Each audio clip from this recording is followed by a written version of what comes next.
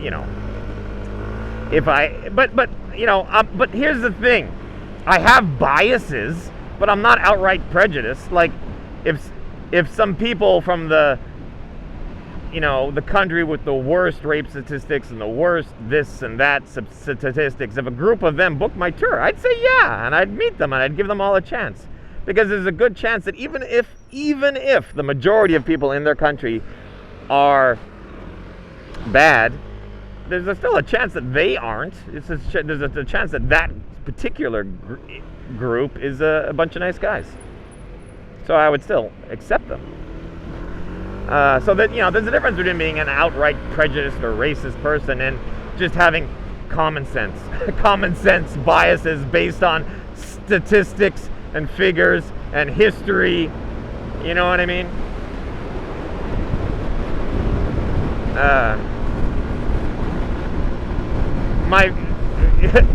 Again, this wasn't the topic I was going to talk about.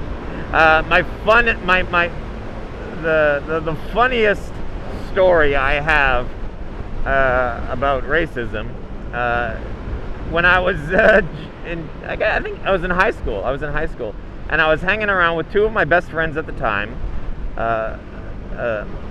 Oh my God, Hassan and Husseini, two Muslim black guys. Well, they were Muslim by name only. They weren't religious at all. They were agnostic or atheists. Anyways, their names are Hassan and Husseini. They're black and they're identical twins. And I was hanging around with them, and I said the same thing I said earlier in this video. I said everyone's racist, or everyone's biased or prejudiced to some degree. You can't have an intelligent working brain and not be, because life experience teaches you that certain people act certain ways, so you need to be more cautious about certain things around certain groups, because certain groups do things on a much higher percentage than other groups.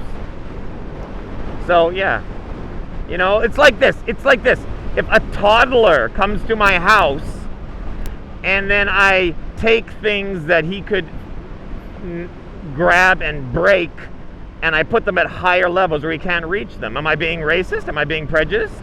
Why aren't I? Not every toddler is going to smash up shit in my house. They won't all do that. There will be toddlers that are very well behaved, that their parents that are more intelligent than others. There will be toddlers whose parents, you can go. There will be parents whose toddlers have trained them well to not touch things that they're not supposed to touch. So somehow by moving the things to a higher shelf, I'm being, prejudicial, I'm being ageist, I'm being what? You know what I mean? But no one would say those things. Even if the toddlers that are coming on that particular day are very well behaved and wouldn't have broken all my stuff, no one would get angry at me for moving it. Why? Because I'm just being cautious. Why am I being cautious? Because statistically, toddlers are more likely to break your crap, breakable crap than say a 15-year-old. And is there a chance a 15-year-old might break my crap? Of course. But I wouldn't move it if a 15-year-old was coming over, because statistically, they're less likely to break it. Anyways, and I hope none of you are thinking I'm talking about black people, because I've always been reverse racist against black people. I prefer, if I saw an elevator full of black people and an elevator full of white, I'd definitely get in the black one, because I just enjoy being around black people more. Having said that, so I was with my two black friends in my best friend singular in elementary school was a black guy. My best friends in junior high, it was a Native American guy and a white guy. In high school, my best friends were two black guys.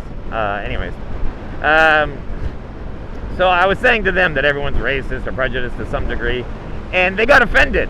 They're like, "What are you talking about? I'm black. I'm not racist against anyone or blah blah blah. I'm not racist. I'm black. I can't be racist." That's literally what they said. And then my response to them was, "What about Native Americans?" And their response was, "They don't count." It was like the most racist response they could have given to that. I'm not racist. What do you mean? Oh yeah, what about Native Americans? They don't count. Because for those of you that don't know, America has a racist problem, or parts of America, or some of America has a racist problem with regards to black people, and Canada, not so much. Like not when I was growing up, I didn't see black people treated differently at all. Like, not in Canada, not where I lived. But Native Americans were. Like if an Aboriginal Native American, whatever the correct term is nowadays, came into your store, there would be a good chance the shop owner would be watching them. Speaking of which, I don't know how it is now because I haven't lived in Canada in like a long time. Speaking of which, I was talking with one of these PC people. There was a woman who was saying that she was completely 100% not racist or whatever. And then I said to her, okay, what happens? Okay, I'm a white guy living in Taiwan. What happens? I'm a rarity here. I'm a very small minority. So what happens if there's a shop owner who has some white people go in and steal from him? And then a week later, he has some other different white people come in and steal from him. And the Taiwanese locals, they're not stealing. Taiwanese locals almost never steal. It's such a rare thing, Like in Canada and America, 7-Elevens get thousands of dollars stolen from them every week or every month. Every month, it's like $1,000, $2,000 every single month stolen from them. They have to adjust their prices accordingly because they know that they're going to have X amount of loss per month through theft. In Taiwan, I'm guessing if in America it's $2,000 a month, I would say in Taiwan it'd be $100 US or less. Like there's at least 20 times more people stealing in Taiwan than there is in Asia, in Taiwan. So anyways, this poor shop owner, the locals aren't stealing from him, and maybe 2 times, 3 times, maybe 4 times in a row he's had white people steal from him. Then I walk into his shop. He follows me around the shop. Should I get angry? Should I call him a racist? Some people would say yes. Some people would say yes, he's being racist. I would not, and I would completely understand. I would sympathize with him. I'd say, yeah, it sucks that the last 4 times you got people stealing from you, they were white, and I understand why you want to follow me around, and I accept it. I encourage it. You should keep an eye on me just so that you feel. I wasn't planning on stealing anything, but I understand how it would make you feel better to keep an eye on me, considering the fact that the last 4 times you had people stealing from you was all white guys. You know what I mean? So I don't understand the whole, yeah. So there we go. Evidently, I started off talking about my worst. What did I even mention? Any of my worst customers? Oh yeah, the Singaporeans. Yeah, I've done 2. I've had 2 groups of guests from Singapore. One group was older men, and they were horrific. I didn't explain why they were horrific, did I? Oh well, they were older than me, and they didn't like getting advice on how to ride.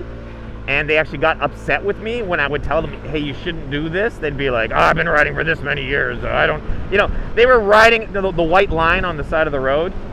They were riding on that in the rain on a corner. So they were leaned over on a corner and they had both their wheels perfectly on the white line, which is idiotic because it's paint and it's slippery than normal when wet. That's one example. And then they got offended, and then they started to deliberately do the opposite of what I told them to. So I would tell them there's one this little minor rules, like don't turn your motorcycle on until I've turned mine on, because I'm the one that actually knows when we're gonna leave. So I don't want you being, okay, I got my helmet on, starting up your bike, and then it just runs sitting for 10 minutes straight while we're getting last minute thing, or I forgot to return some keys to the hotel or whatever. So it got to the point where they would all start, I'd be the last one starting my bike, even though the rule was the opposite, and just stuff like that. And one of the tour guests we were sharing a room, and he woke me up by loudly masturbating. Yeah. Oh, and they would, and they were completely disrespectful to people sleeping. They were older guys, and they would wake up in the middle of the night, and they would like walk around the room, clapping their hands and coughing loudly at like 3 in the morning, 4 in the morning while I was asleep. They were the worst group I've ever had. Yeah, so that's evidently, instead of talking about my worst customers, I'm talking about my worst group. But I have a lot of other like individual stories that I need to tell. Maybe next video. I'm gonna buy some food here at the